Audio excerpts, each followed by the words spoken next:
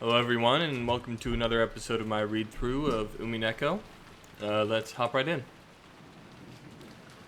Genji once again tightened his bow, and looked outside through a crack in the curtains. Maybe the rain had died down a tiny bit since the previous night, but it didn't look like the thick rain clouds were planning to let any trace of morning sun get by. The morning was dim, and far from refreshing. As expected, it does not seem that it will stop today.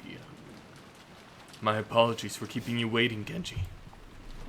Kanon finished checking his appearance and exited the washroom. In a normal schedule, it was rare for anyone to have to suffer going straight from a midnight shift to a morning shift. It was a special system for just the 2 days of the family conference. But then, as long as the typhoon didn't leave today, the relatives' stay on this island would last until tomorrow. Kanon thought it was best to be prepared for this special schedule to be extended one more day. The two of them left the guest house, opening their umbrellas. The rose garden had been devastated by the wind and rain last night. Even though they had spent several days making it beautiful to welcome the guests, it had only taken one stormy night to ruin it. Kanon sighed. The two headed for the mansion. They were supposed to meet up with Goda and prepare breakfast. Goda was such a perfectionist that he would undoubtedly have been up for some time already, and now be in the middle of preparing breakfast, both exquisite and as elegant as last week. They reached the overhang by the entrance to the mansion and folded up their umbrellas. Genji took from his pocket a bundle of several keys and used it to unlock the front door. There was nothing on Rokenjima outside the Ushimi family mansion, so there never used to be the custom of locking up. However, Natsuhi had ordered that it be a part of their duties to lock up the mansion from around midnight to early morning. And unlocking in the early morning was to be done by the servants who had the morning shift. Since Goto would begin the preparations for breakfast as soon as he woke up, this task was to be undertaken by Genji and Kanon. Silence had fallen in the mansion, giving the impression that the mansion itself was still asleep. Well then, let us begin the morning chores. Yes. The two of them split up and began opening the curtains throughout the mansion. If the curtains remained closed, the inside of the mansion would be unable to shake off its gloom, as if it hadn't yet managed to escape the previous night. Kanon, following a well-versed procedure, went around the mansion, opening one window after another without having to retrace his steps once. Even with this horrible weather, by opening the curtains, it began to feel just a little bit like the morning.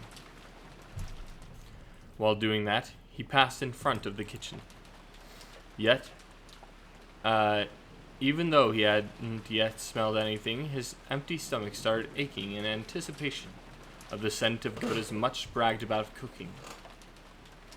Good morning. He tried to greet Goda, who he had thought would be preparing the meal inside of the kitchen, but Goda was nowhere to be seen. The kitchen was darkly lit. And never mind the curtains, the ventilation fan wasn't even spinning.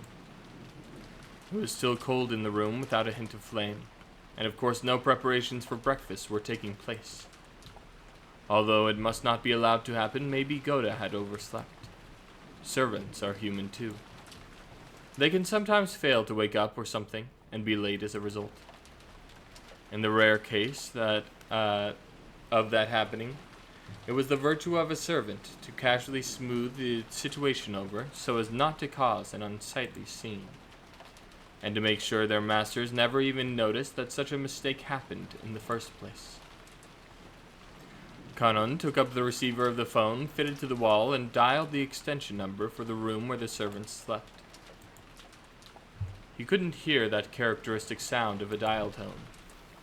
Kanon tried picking up the receiver again, but even so, he couldn't hear the usual dial tone. He tried dialing again, but it had no apparent effect.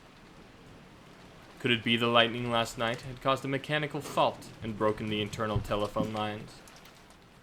The equipment in this mansion was all worn out. Kanon, fully understanding that even the smallest thing could have caused it to break down, gave up trying to wake him with the phone and dashed off to the room where the servants slept.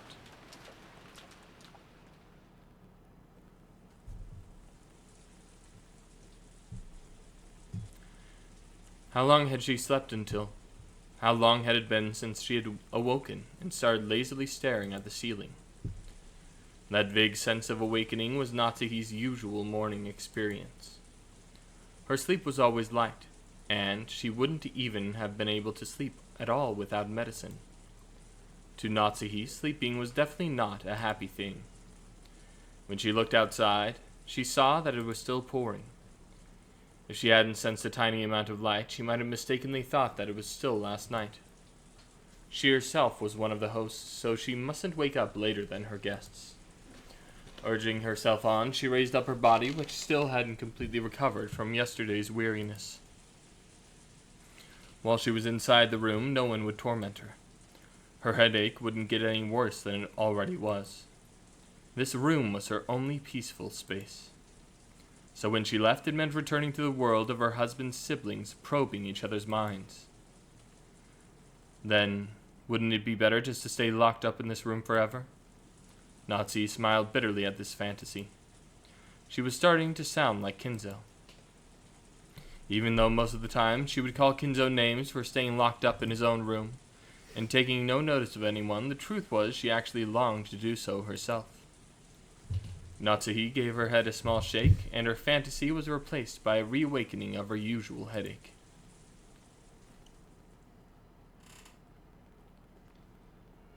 When she reached for the doorknob, trying to leave the room, her hand touched the scorpion charm she had hung from it before going to sleep the previous night. It was Mari's charm that Jessica had given to Natsuhi.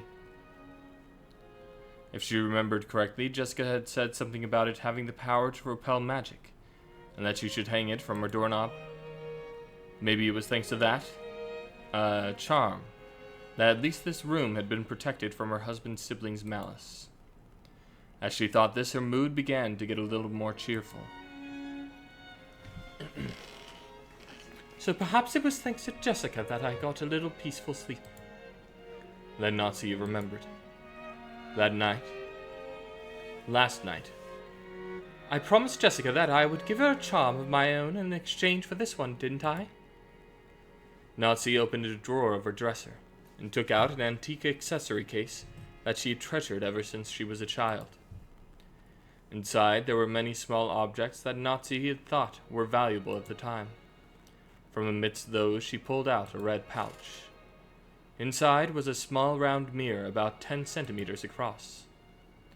It looked quite old, but the design on the back of the mirror was very ornate, and it felt like something with historical value. At the very least, it seemed much more effective when compared to the other charm, which looked like a plastic scorpion keyholder. She had heard this mirror was a spiritual mirror to ward off evil spirits, and she had been given it especially by her grandmother when her grandfather's mementos had been distributed. It has been believed since ancient times that strange powers dwell within mirrors. Most likely, the way they reflect light created a belief that they also deflected misfortune and malice in the same way. Natsuhi returned the mirror to its pouch. It would probably be a fitting object to hand over to Jessica. Just as she was placing it in her pocket, the sound of someone knocking on the door suddenly echoed through the room. Yes? Good morning, madam. It is Genji. My apologies for waking you so early. I'm coming. What is it? No servant had ever come to her this early in the morning, and especially not directly. Maybe something bad had happened. For example, maybe some fatal oversight had been made during the preparations for breakfast, and the household would be put to shame in front of the guests or something. Natsuhi breathed out slowly, as if getting a head start on the troubles that she was surely about to be told of. When she opened the door, Genji once again said a good morning greeting while bowing deeply. Natsuhi tentatively responded. Good morning. Did something happen? My apologies. It seems that the telephones are out of order due to last night's lightning. The internal lines have gone dead, so please forgive my coming to see you directly. The internal lines are dead? That would be troublesome. Would it be possible to repair it? I am afraid that we do not know the location of the damage. I would like to call an expert and have him repair it. Which means we'll be unable to repair it until the typhoon has passed. In other words, the lines will be out of order for the remainder of our guest stay. Will there be issues with providing them proper service? We will do all we can to make sure there are none. Very well. I will be counting on you to ensure that everything goes smoothly. Nazi let out a small sigh of relief. She had been prepared for the worst, but a telephone breakdown wasn't the kind of trouble that she was worried about. But then even this would probably be enough to spark sarcasm from Ava. Nazi gave her head a light shake. Are the preparations for breakfast proceeding well? About that. We haven't been able to find Goda. The arrangements for breakfast have yet to be carried out. What did you say? Nazi was indignant. To her, this was a much bigger problem than the phones not working. And despite that, this piece of information was the part that had been postponed. Why did everything go well most of the time and then come to something like this when the relatives were visiting? Nazi placed a hand on her forehead and shook her head sharply. Most likely he's oversleeping. Anyway, it doesn't matter who does it. Hurry up with preparing breakfast. What? Nazi had exited into the hall and turned around for a second to close the door to her room. The unpleasant thing that she saw there silenced her completely. It was an unsettling sight, as if someone had dipped their fingers in a dark red liquid and clawed at the area around the doorknob. As though someone had soaked both their hands in blood and groped at the door and the knob. Like someone wanted to stage something like that, and left this mark as an awful prank. What wicked mischief is this? How awful! I also just noticed it, as I came to call you. I will clean it later. Most likely. A vulgar joke by one of the guests. Disgusting. Truly disgusting. Who in the world would pull such a childish and disgusting prank? Nazi had a pretty good idea, but of course there was no proof. So, even if she pushed the issue, it would just seem as though she was making a fuss about nothing. On the contrary, it would definitely be better for her to say she hadn't even noticed such a prank had been played on her in the first place. Nazi gave the orders to have it cleaned and headed off to the parlor with clacking heels.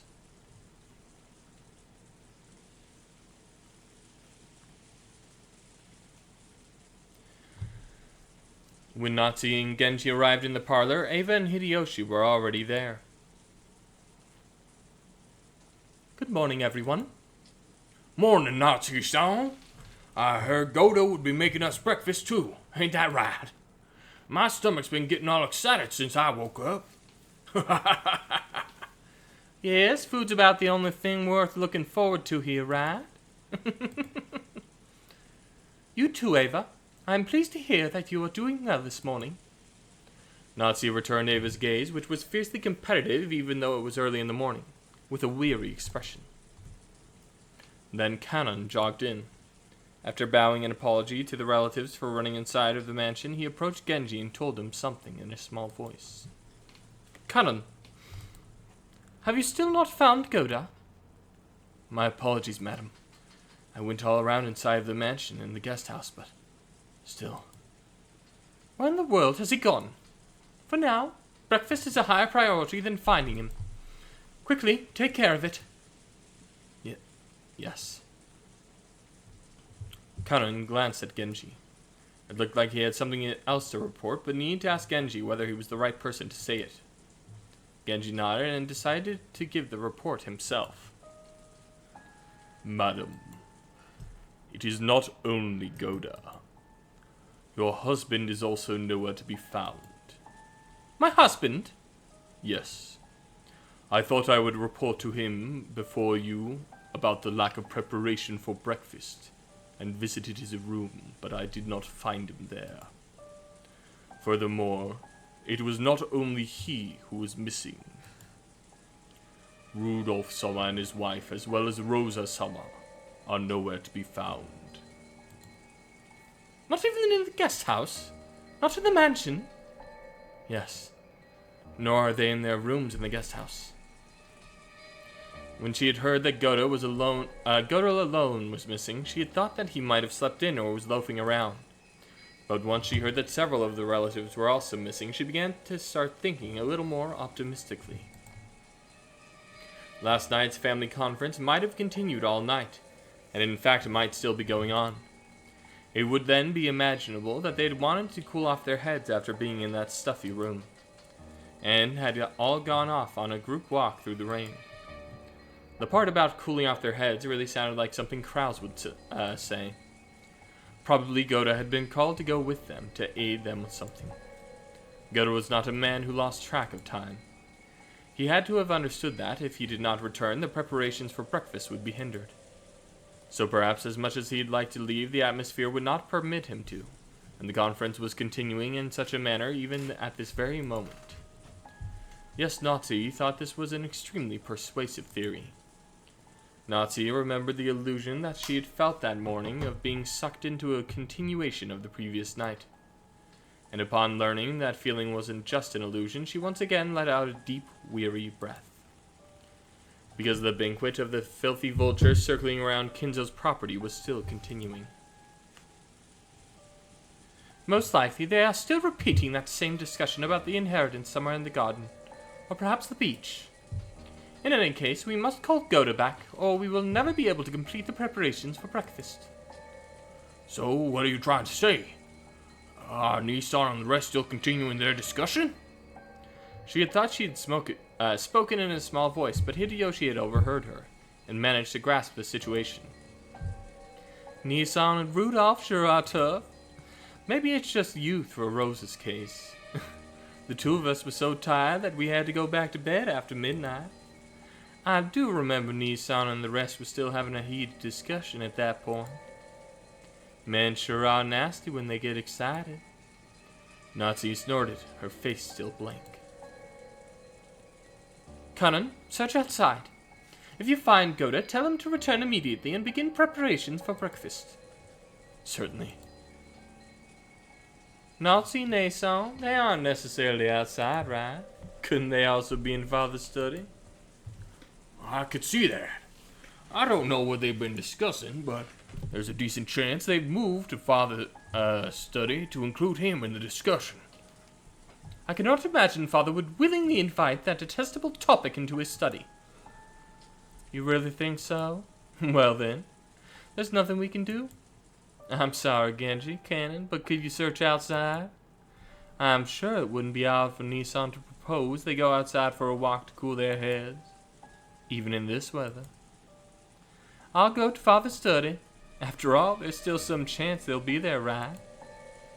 Ava, a guest such as you mustn't trouble herself. I will go. I can also tell him good morning. Really? I'm counting on you, all right. But I somehow doubt whether he'll return your greeting. Nazi Nason, were you ever on good terms with Father? I don't know whether it could be called good terms, but I am certain that I have gained his trust as the wife of the successor to the family. Then I'm sure he'll at least answer you, won't he? I want to at least eat breakfast with Father.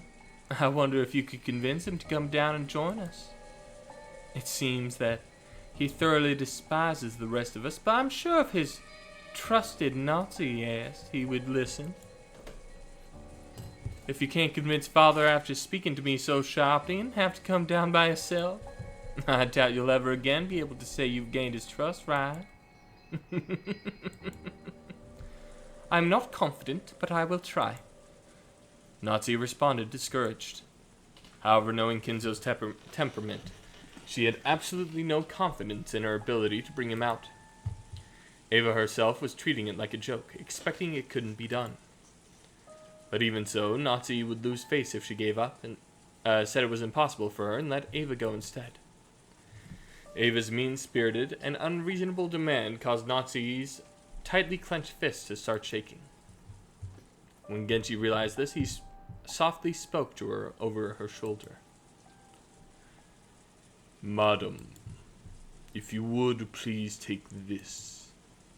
Is that? Genji handed Natsuki a sparkling gold key of ornate design. It was the key to Kinzo's study. The study would always lock itself and couldn't be unlocked as long as Kinzo forbade entrance. However, since Genji was especially trusted by Kinzo, he was allowed to carry a key to that door. But if this key is used, won't you also receive the blame? When the master is sleeping deeply, simply knocking on the door may not reach his ears. And when persuading the master to leave his room, it would be more difficult if you must talk through the door. Please use it. Genji. Until now, Natsuki had thought of Genji as a cold servant who worked directly under Kinzo, and would never work for her. But it looked like she would have to alter her understanding of him. She wanted to communicate her feelings of thanks, but by then Genji had already turned his back on her, and was walking down the corridor with Kanon. But as Natsuki watched them go, the words that reached her from behind were sneering. Be sure you bring father down with you, alright? After all, it's his son's darling wife who's asking. I'm sure he'll listen to you. We are guests, so let us leisurely relax here. Quit it, Ava. You're talking too much. I'm sorry, but Natsuki, Nason, we'll leave father to you. Natsuki left without replying at a swift pace, her heels clacking loudly with every step.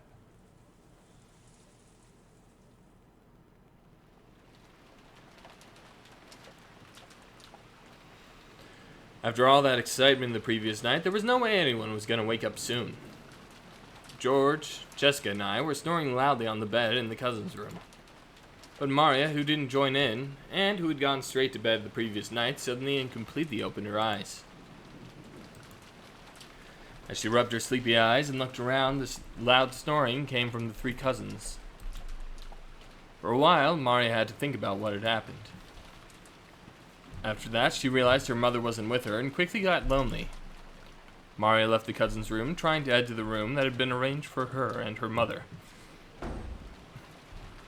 Paying no heed to the three who were sleeping soundly, she made a loud slamming sound on the way out. In response, Badler mumbled and rolled over in his sleep, but it wasn't enough to wake him up.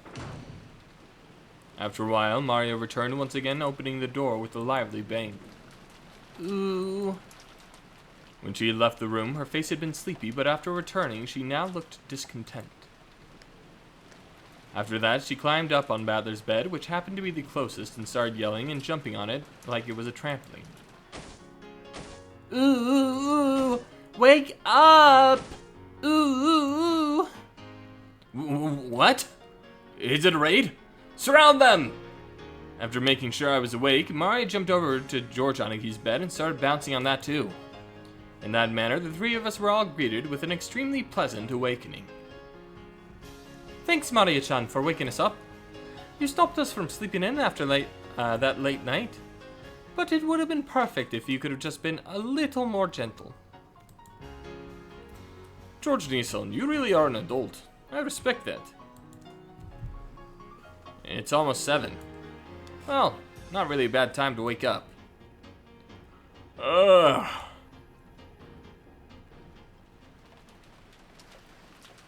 Ooh, Mama's not here. Ooh, Auntie Rosa, she wasn't in her room. I wonder if she's already woken up and gone to the mansion. She's not here. Ooh, ooh, Mama. Ooh. Maria kept groaning ooh and looking unhappy. It seemed like she wasn't simply lonely because she couldn't find her mother, but actually unhappy because her mother wasn't in the place she thought she was, and this made her feel like she had been tricked. If we could have just told her where her mother was, that might have been enough to satisfy her. But unfortunately, As long as we were here, we had no way of finding that out. It's time to go for breakfast anyway, so let's head over to the mansion. Good idea. Maria, let's go to the mansion together, alright? I'm sure Auntie Rosa will be over there too. Ooh? Mama's in the mansion? Then I'll go. Ooh. That's right. Let's go to the mansion. Our parents have probably already gone there. Maria regained her usual composure as though her earlier temper never happened. We got dressed, left the room, and headed for the mansion.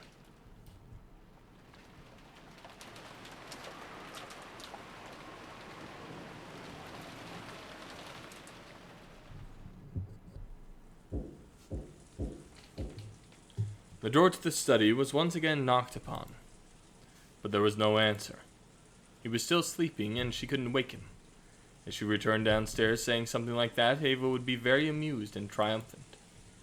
And even aside from the whole Ava issue, there was the problem that yesterday, during this once-in-a-year family conference, he stayed locked up all day and had not come out to greet the guests.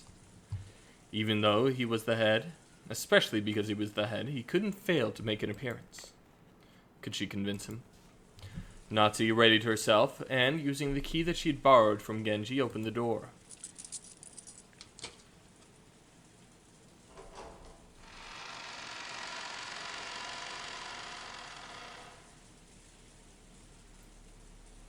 A sweet stench that seemed to eat into her brain poured from the narrow opening that she had created, as though she would, and though she was prepared for it, she couldn't help but grimace. Thinking he might still be sleeping, Natsu entered the room quietly.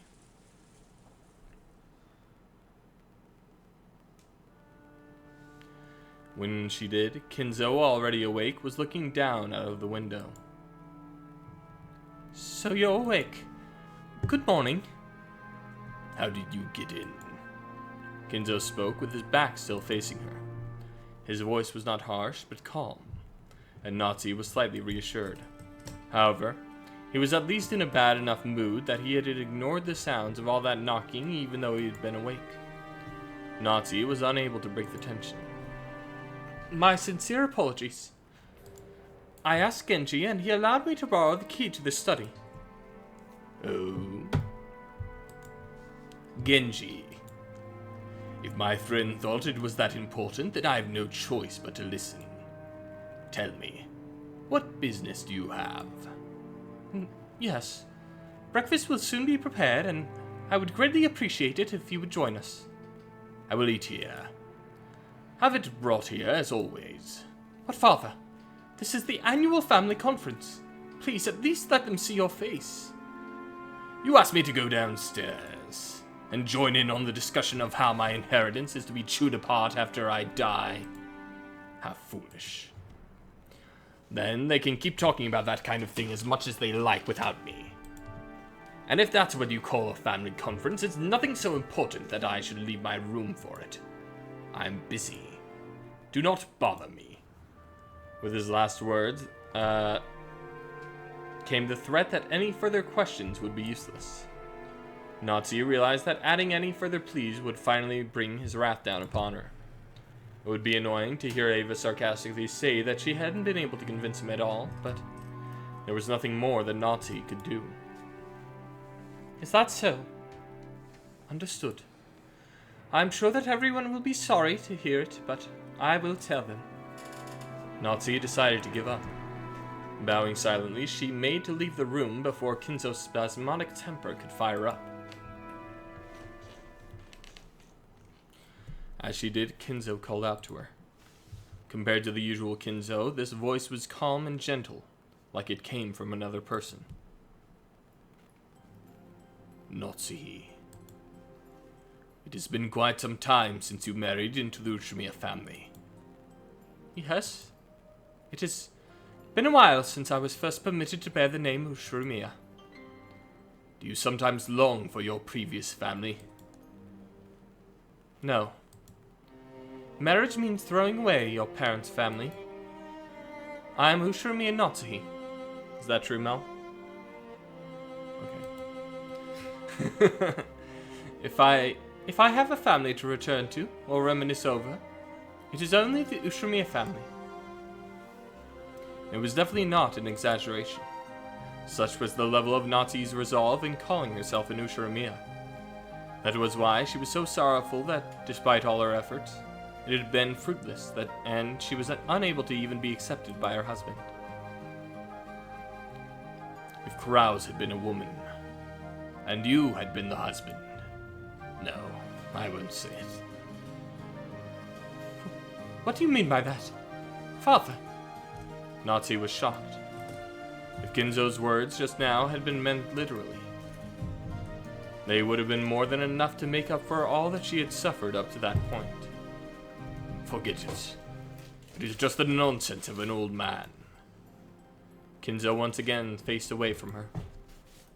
He had told her to forget it, but Natsu couldn't help feeling a warmth in her heart. Father, even though I am not connected to you by blood, I am still your daughter. The honor and glory of the Ushamiya family and everything that you've left. I guarantee you I will see it protected myself. You do not have the qualifications to wear the one-winged eagle. However, the one-winged eagle is surely engraved in your heart. In that case, you are unmistakably my blood relative, and one who will inherit the glory of the Ushamiya family. Some will sneer and say there is no eagle on your clothes. However, that is nothing to lend an ear to. Only those who hold the eagle in their hearts are my true blood relatives. I now believe it is an honor that I was able to welcome you into the Ushamiya family. Without saying anything more, Kinzo remained with his back to Natsu. However, Natsu couldn't help but feel that something warm was welling up in her, that she hadn't felt since long ago, when she had still been a child. Natsu bowed silently to his back and left the room.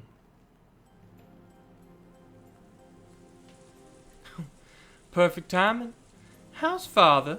You were taking so long, I came to check, you see.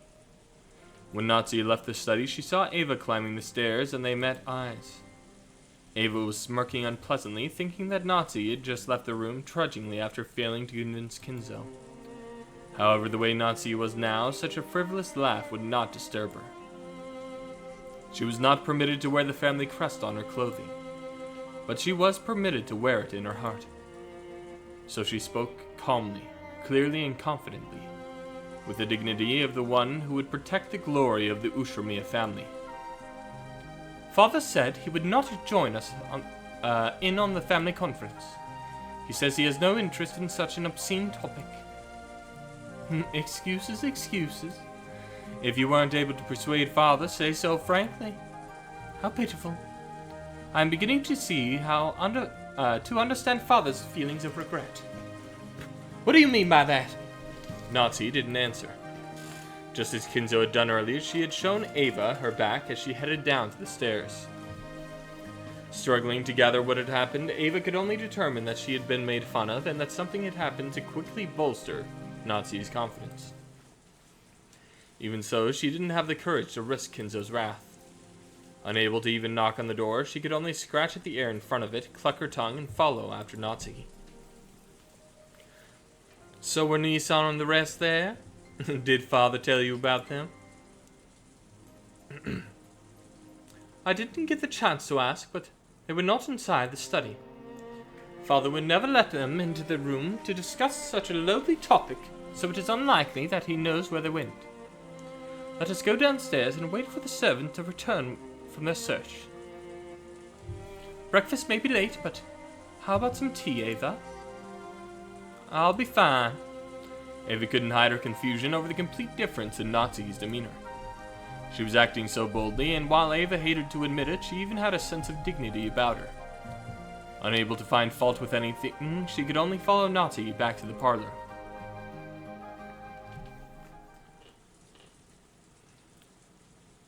When the two of them returned to the parlor, not only Hideyoshi, but the 4 children and Nanjo as well had gathered there. Genji, who had been talking with Hideyoshi, reported the current situation when he noticed that Natsu had returned. You still have not found my husband and the rest? My apologies. Also, Kumasawa has begun the preparations for breakfast. She said she will need just a little longer. The clock read a little past 8 a.m. 8 o'clock was the time that breakfast was supposed to have started. The mere fact the host had gone over the time limit was a disgrace under normal circumstances. Kanon is now searching outside. Furthermore, no one has seen Shannon. Even Shannon? Honestly, how many people has my husband taken in on this walk of his? Could I borrow the water? Thank you. How many people couldn't be found?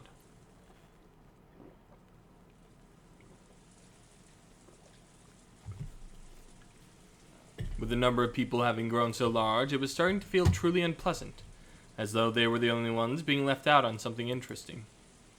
At the very least, it looked like the children, Maria especially, felt the same way. She was indignant, her stomach rumbling, almost as though her mother and the others had left her alone to go off and eat something delicious without her.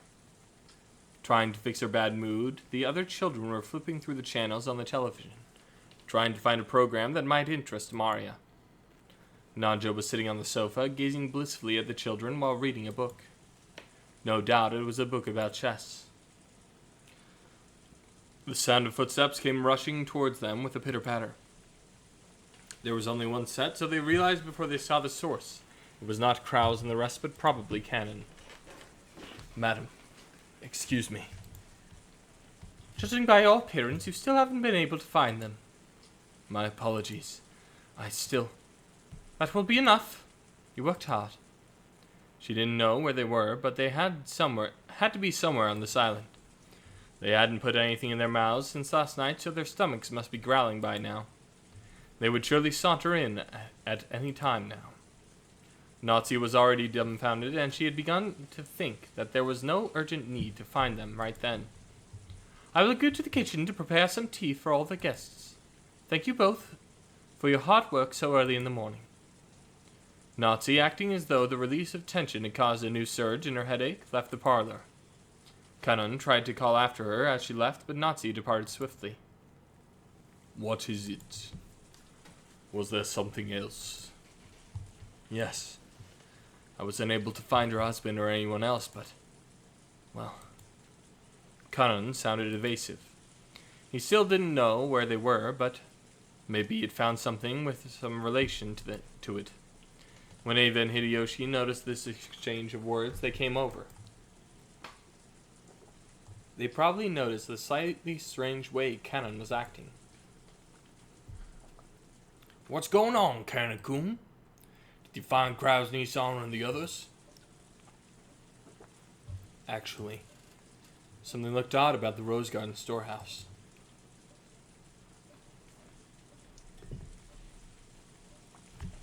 Something looked odd. What do you mean by that? It was... how do I explain? Kanon once again hesitated. He wasn't speaking anything like you'd expect from the usually fearless Kanon. Eva and Hideyoshi exchanged quizzical glances at this display. What do you mean? You don't mean to say they're inside the storehouse? I'm going to inspect the inside now.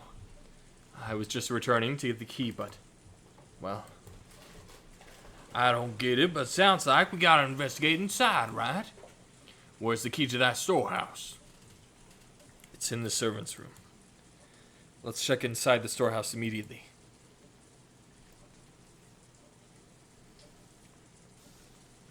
Kanon dashed off to the servants' room and returned with the key.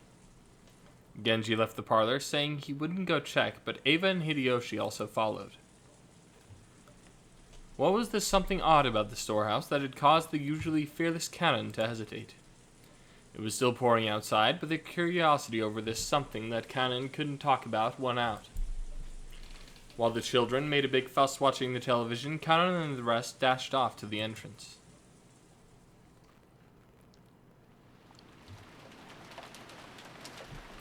The Rose Garden storehouse was a place that housed various tools used to manage the garden. It was definitely not a pretty building. Because of its appearance, it had been built hidden in the corner of the Rose Garden. Kanan, Genshi, Eva, and Hideyoshi came cutting across the Rose Garden holding umbrellas. They entered a small path just off the Rose Garden, which was not used by those simply appreciating the garden, but only by those maintaining it. As they dashed further along, the front of the storehouse came into view.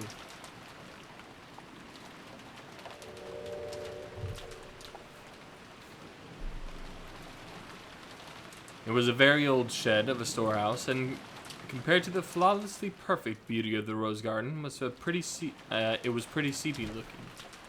It was easy to understand why it had been built in a hard-to-see place. Eva and Hideyoshi arrived at the storehouse long after Kanon and Genji. Oh, you two sure are fast. I thought my heart was gonna explode. I guess they did build a storehouse over here. But what is that? When Eva looked at where Kanon was pointing, she was at a loss for words. Noticing this, Hideyoshi also followed Kanon's finger and was likewise too shocked to speak. The entrance to the storehouse was a kind of shutter. And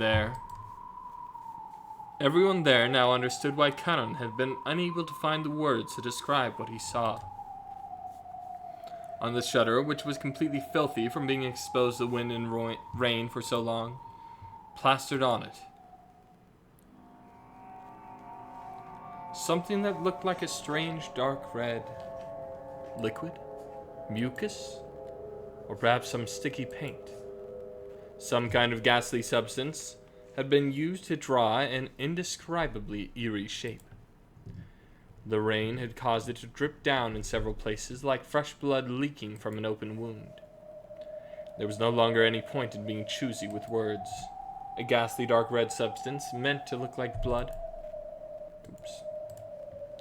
had been used to draw some kind of figure or mark, intended to suggest something ominous.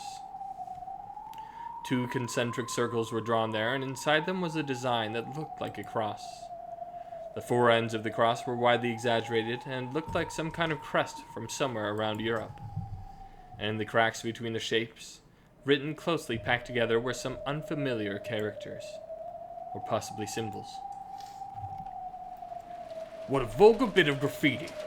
Could this be one of them? A magic circle used for demonic rituals? With reference to the ghastly shape drawn in a deep red dropping substance, Hideyoshi's comparison was not unreasonable. When was this drawn? Last night I came here before it started raining, but there was nothing on here at the time. We must do something before anyone else sees it. If they lay eyes upon it, it would cause them great discomfort.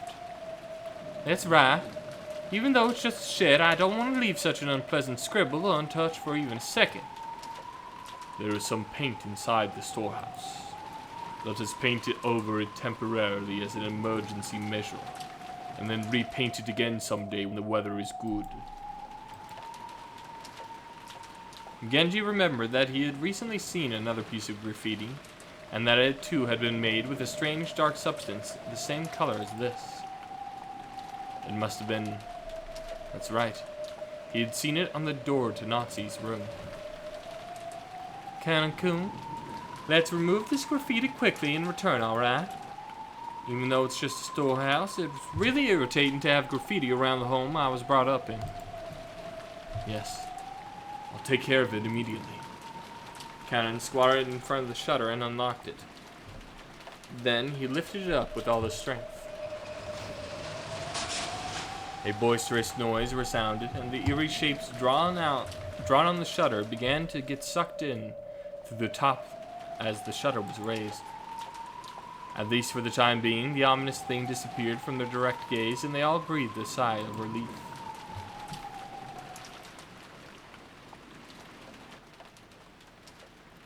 Thanks to a kids program they'd come across, Mari was feeling much better. Badler and Jessica were making fun of the kids program at every turn, cackling. George was enjoying it along with Maria. Nanjo sat on a sofa by himself, passing the time by reading quietly. They heard hurried footsteps coming from the hallway. They were footsteps from a single person. Did that mean it wasn't the group of 4 that had just left? Genji was the one who returned. It was very rare for Genji, who considered being out of breath a violation of a servant's virtues, to be gasping for air. He had probably come dashing back from outside the mansion. His shoulders were soaking wet, and he didn't have his usual smart appearance. When Genji noticed Nanjo looking at him, he gave a small, silent bow and quickly approached him. Dr. Nanjo, my apologies. Please come quickly. What happened? As Genji whispered something into Nanjo's ears, Nanjo's face changed color. He stood from the sofa, trying not to be noticed by the children, who were still engrossed by the TV. And the 2 of them rapidly left the parlor, muffling their footsteps. Just as they were leaving the parlor, they came across Natsu, who was pushing a serving cart loaded with a tea set. Genji whispered into Natsu's ear, and Natsu's face too changed color, shocked. Then, leaving the serving cart where it was, the 3 of them started dashing towards the entrance. George noticed them running down the rose garden through the window. What's this?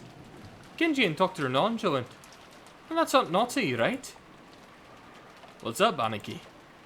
Maybe something happened. They look horribly flustered. Jessica and Maria also realized that something had happened from the fact that Eva, Hideyoshi, and Nanjo were no longer in their seats, and because the serving cart had been abandoned at the entrance to the parlor. Could there have been some kind of accident? Let's go check it out. It's no fun if we're the only ones left out, right? For some reason, what Badler had said sounded extremely indiscreet. But they couldn't deny that they were all a little insecure and concerned after seeing the adults run off in the rain disregarding their appearance. Let's check it out, alright? I need to know what's happened. Jessica's insecure words spoke for them all. Hey Maria, you coming too? Or are you gonna watch TV? Ooh, I'm on TV. Ooh. Then the rest of us will go by ourselves. Maria will be back soon. Stay watching TV. Ooh. By the time the kids went outside, they had lost sight of the adults who had left earlier. But it looked like Jessica had a pretty good idea of where they had gone from the direction they had been running. Following Jessica, they ran through the rain-soaked rose garden. It felt like the wind suddenly got stronger. The malicious sound of thunder began ringing out like it had the previous night. It felt like something eerie had surrounded the island and it was trying to stop them from moving forward. Jessica, what's this way? I'm pretty sure there's a storehouse for gardening tools or something. What in the world could be in a place like that? Just as Jessica had said, a storehouse came into view in front of them. They could also see the adults there. The shutter to the storehouse was open, and several of the adults looked as though they were searching for something. For some reason, only Natsu was outside the storehouse, not even holding an umbrella. She was facing away from them, and it looked like she was hanging her head. The ones who had just left, Genji, Nanjo, Natsu, and the ones who had left before them, Kanon, Eva, and Hideyoshi, made this large gathering of people, but there was absolutely no bustle of activity. When Natsu realized the children had come, a terrible expression rose to her face, and she ran at them with her arms spread wide. Don't come over here! Go back to the mansion! However, no. Because of that, the kids saw that scene which Natsu was trying to keep them away from. Inside the storehouse, with the shutter wide open, a flickering fluorescent light shone down. And over there...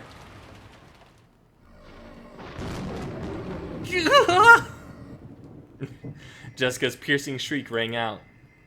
But that was just because Jessica's scream was the loudest. The same thing spilled out of Battler and George's mouths as well. Ava, like Nazis, spread her arms out and with a terrible expression roared at the kids. George, take everyone and go to the mansion! Quickly! Right now! When Nazi had spread her arms, one might have thought she was trying to prevent them from advancing any further. However, right now, that wasn't why Ava was spreading hers.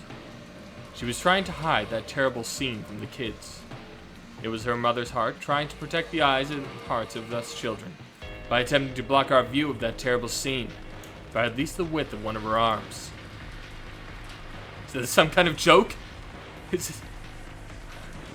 I had seen this kind of cheap scene all too often. Manga, TV, anime, and movies. I'd seen it over and over again. This was just seeing something appear in real life. I'd seen it plenty of times before in some more sensational movies, right? That alone shouldn't... That suit. It's the old bastards, right? I get it.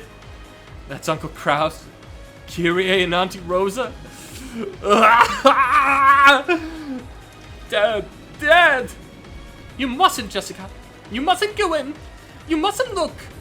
Dad!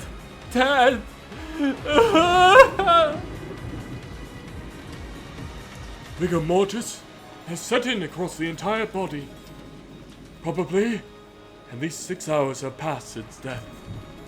As far as I can tell from looking at the damaged area, there is a high probability they were damaged after their deaths. But I must watch what I say. I'm a general practitioner. Examining corpses is outside of my area of expertise. So what does that mean?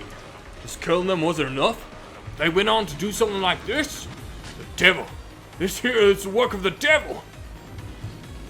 A Nazi caught Jessica in her arms, and Auntie Ava caught George on it.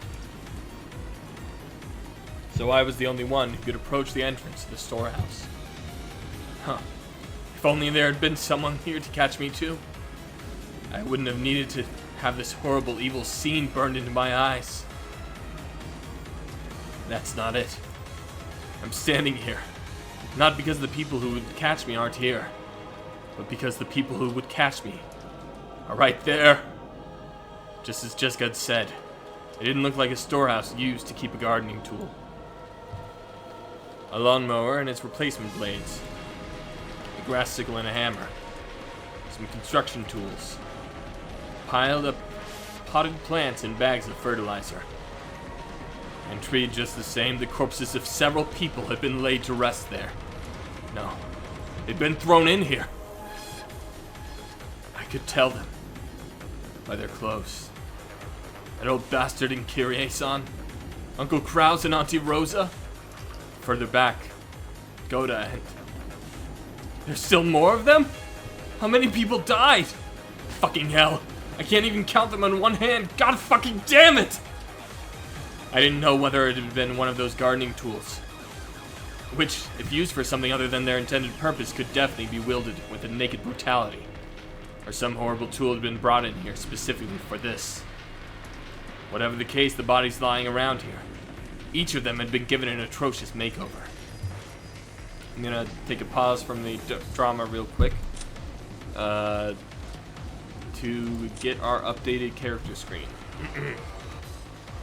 Umineko Kraus. Corpse found inside of the Rose Garden storehouse. The direct cause of death is unknown, but it seems the side of his head was smashed after his death. We start where it all begins. Ushimiya Rudolph, corpse found inside the Rose Garden storehouse. His face seems to have been smashed after his death. He has the right to lament his ill fortune. Ushimiya Kyrie. She was chosen by the demon's roulette. That's all there is to it. Ushimiya Rosa. I'll be seeing her again, so I'm not lonely. Goda Toshiro. How unfortunate. Apparently he was actually supposed to be on duty in the guest house. Whatever the case, bodies lying around here. Each of them have been given an atrocious makeover. This isn't a damn makeover. It's more like their faces have been plowed. Their faces were smashed, forced into an expression that a normal person couldn't even make after death. I couldn't tell where their eyes or noses were, but I could find the mouth, because it was gaping wide, the ridges of the teeth exposed, but the front teeth were missing, and even the neck that should have, and even the cheek that should have covered that was all torn up and exposed. The stylish makeup that he'd spent way too much time fussing over for a guy. It's no help at all. Dad! Sure, I thought you were going to hell, but you weren't this bad, right?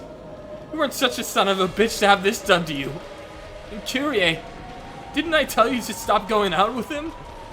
There was no reason for you to go through this as well. There's no face. There's not even a fucking face. Shit. Partner, you mustn't look. There's no way your mother and father would want you to see them like this. For your mother and your father's sakes, you mustn't look anymore. Dead people are supposed to have faces that look like they're sleeping peacefully, right? There's no face. My dad and Kyrie, they don't have any faces. I don't even know what kind of faces they were making when they died. What the hell am I supposed to do?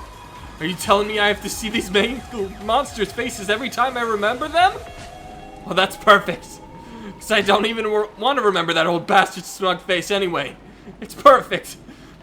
But you know, why Kyrie's what as well? Kyrie wasn't a bastard. I got a little sick of her sometimes, but she was cool. She was like a big sister to me. She didn't deserve this. She didn't deserve this! At least Uncle Krause is better, isn't he? It's not his whole face, just the side. He still has half a face left. Better than that.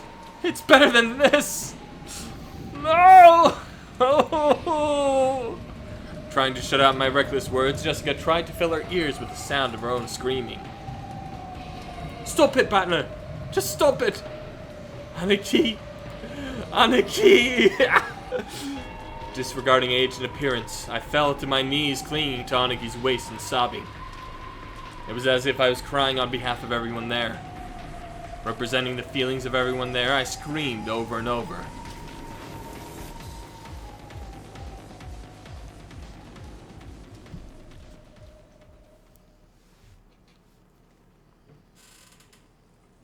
Father, the ones who are lying there are they're Uncle Krause, Uncle Rudolph, Aunt Kyrie, Auntie Rosa Godason. 5 people? No. There's 6. There's one more here. The body that Hideyoshi was looking down on now was hidden in the shadow of a mountain of random objects, in a blind spot to George, who stood by the entrance. So George couldn't tell whose body it was. Therefore, George cursed himself. He cursed that part of himself that imagines the worst and is always right. The one lying at your feet is Shannon, isn't it? Yes. He's Shannon.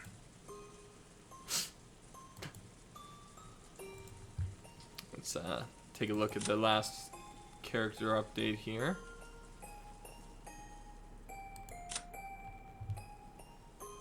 Don't worry.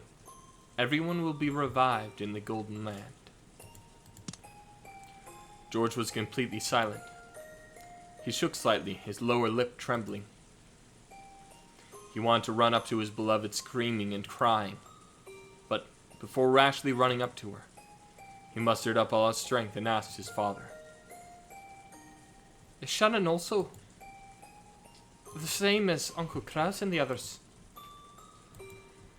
Hideyoshi deeply understood the meaning of those words, so he couldn't give George a quick answer. No, he thought to George right now that was the only possible sincere and loving response. When George had asked whether she was the same, he meant to ask whether her corpse was the same as the others. Since Hideyoshi hadn't denied it, it meant that the body was just as horrible. Can I look at her? No. You can't. Why? After all, I won't be able to see her face again, right? So why can't I see her final face? Last time you met Shannon-chan was yesterday? Yes. I see. When you left her, what kind of face was she showing you? It was a wonderful smile. After receiving the ring, she was bewildered even though her heart should have been decided. Bashful, and so embarrassed to show him that face that she ran away. That expression was revived in George's mind. I see. Then I'm sure Shannon-chan would also have wished to leave you with that smile. Hideyoshi looked down on Shannon's body lying at his feet. Just like the other bodies, it was in such a horrible state. It would make anyone want to cover their eyes. Half the face had been smashed off, and no more than half of her expression remained. If that remaining half, soaked red with blood, had been wiped clean, that graceful smile might have peeked out. Only half of it. Without thinking, Hideyoshi slapped his hand over his eyes. How cruel. If only it had been crushed. If they were going to crush it, then he might have been able to deceive George's heart for a while by saying it was just someone else wearing Shannon's clothes. But they had left half of the face. It caused the body so much humiliation, and made it clear that this body was none other than Shannon's. How inhuman. How monstrous. There at Hideyoshi's feet, trying his best to burn the image of the remaining half of Shannon's expression into his eyes, was Kanon. Kanon wasn't crying. Tears had risen to his eyes, but they did not drip down.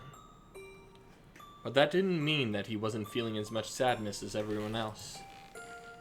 Losing Shannon, who had lived with him in the gospel house, whom he had loved as a sister, must have been the same as losing a blood relative. George, I'm sure that Shannon-chan would be grateful. She wouldn't want you to see her like this. I'm sure she'd be thanking you for staying strong. I understand. I understand, Father. I understand. George leaned against the outside wall of the storehouse, sinking down powerlessly. Father, I have a request. What is it? I want you to look for me. On Shannon's finger, is there a ring? A ring? Let me see.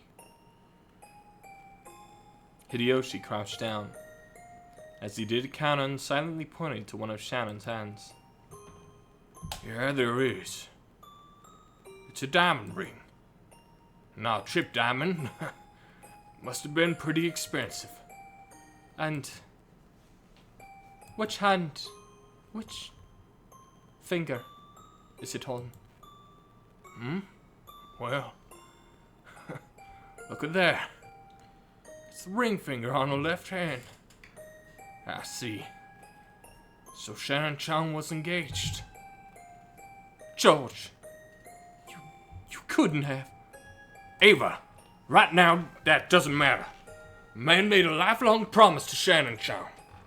A man promised her happiness for life. It doesn't matter who it was. Being told that by a man, it's a woman's dream, right? I don't know when she received this ring, and I don't know who gave it to her, but even so, Shannon took it. And she accepted it and put it on her left ring finger. I'm sure the man who gave it to her was happy too. To most of the people there, Hideyoshi was simply disturbed by this extraordinary situation and was blurting out strange things. But to those who really knew the truth about George and Shannon's relationship, everything he said made sense. I see. Thank you, Father. George stood up. The traces of tears still streaked his face, but his expression had returned to its usual calm. Let's go. Butler-kun, Jessica-chan.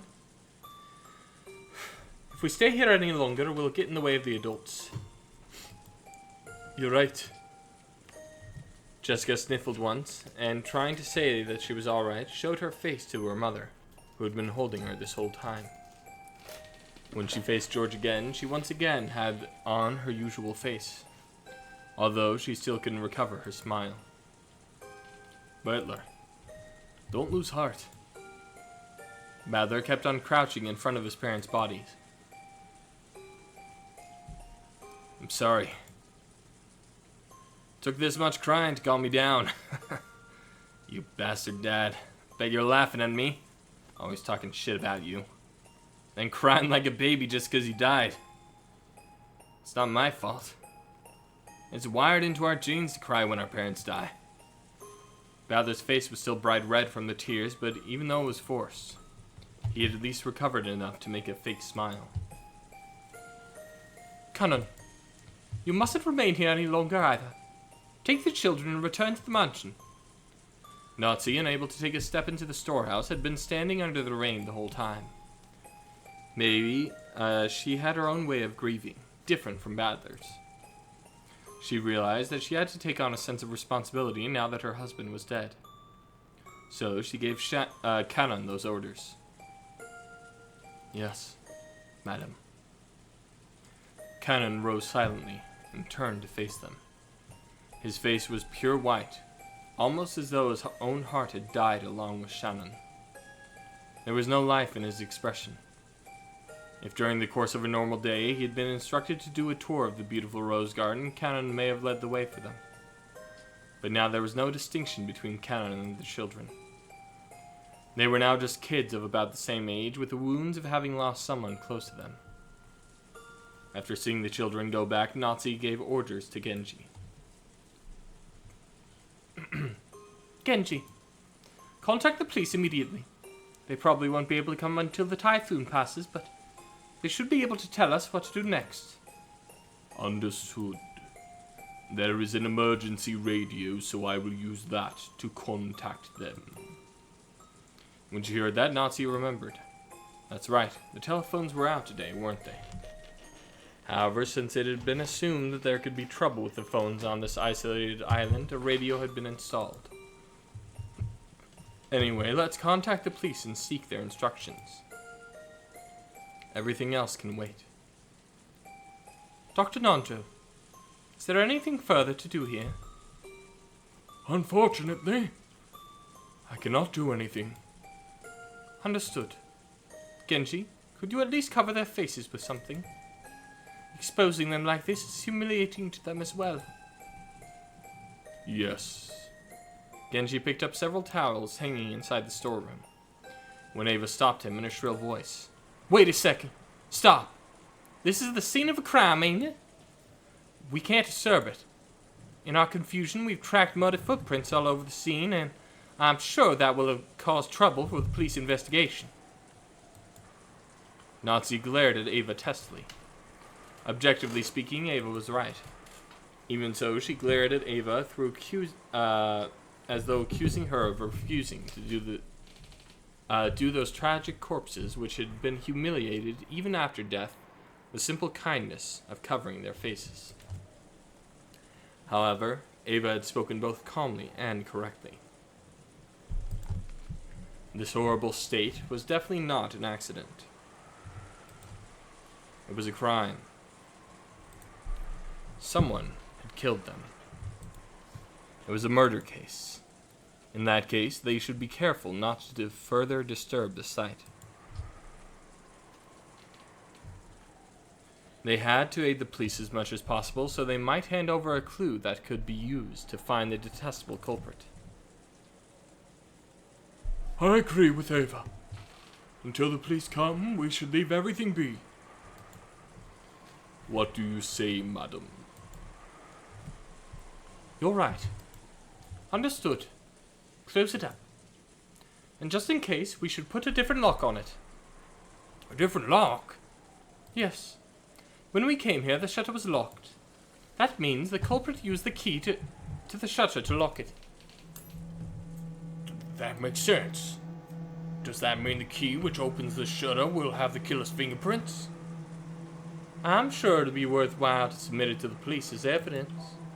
But Cannon handled it just as normal and used it to open it. It'll probably also have his prints on it.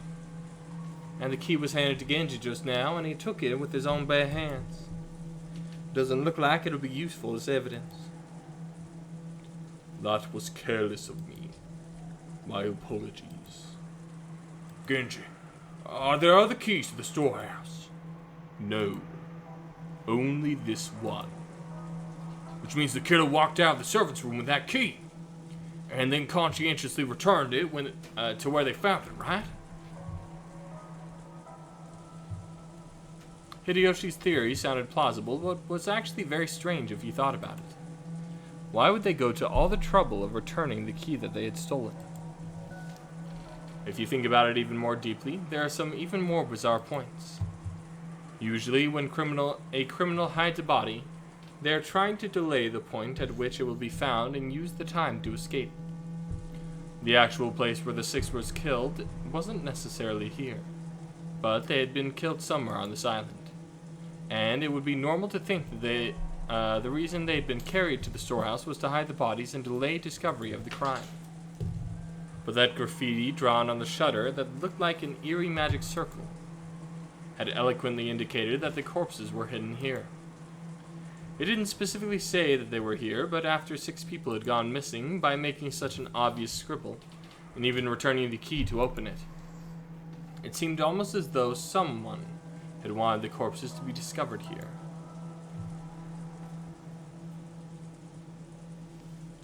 In any case, a lock that the killer has opened once will not be sufficiently trustworthy on its own. If we want to protect this place from the killer's hands, I think we should put a new lock on it. I think that's a good plan. I agree. Genji fished around inside the storehouse and unsealed a brand new padlock, which had been inside a small box. What would you have me do with the key? I will take it. I will take responsibility and hand it over to the police. Nazi took the key to the padlock from Genji's hand. After that, they all exited and lowered the shutter. Because of that, the corpses were once again sealed behind the shutter, covered with that gruesome magic circle. Genji crouched down in front of the shutter to fasten the new padlock. In addition to the main lock on the shutter, there is sometimes a place where you can attach your own lock in front of it. This was one of those types. In the midst of the roar of thunder and the pouring rain, the storehouse stood there ominously. On its closed shutter was the magic circle drawn in a creepy blood-like substance and swallowing up the bodies of the bodies of 6 whole people. To Nazi, putting the new lock on may not have been entirely to preserve the scene for the police, but rather she might have felt like she wanted to shut that mouth for all eternity, to prevent any more victims from being swallowed by that eerie demon. Come on, let's go everyone. Dr. Nanjo, thank you very much for your work. Genji, contact the police. I will contact them as soon as I return. The adults left the storehouse. The ghastly magic circle drawn on the shutter, still swallowing the 6 bodies, loomed eerily, occasionally lit by the lightning.